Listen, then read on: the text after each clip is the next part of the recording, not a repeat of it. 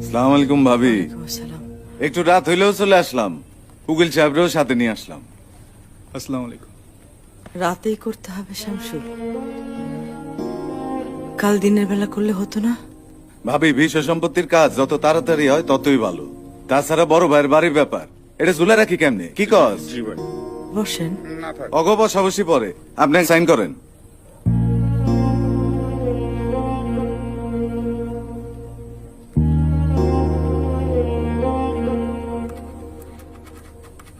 আপনি পড়ছেন? পরে আর কি হবে, সাইন কর জিনিয়া।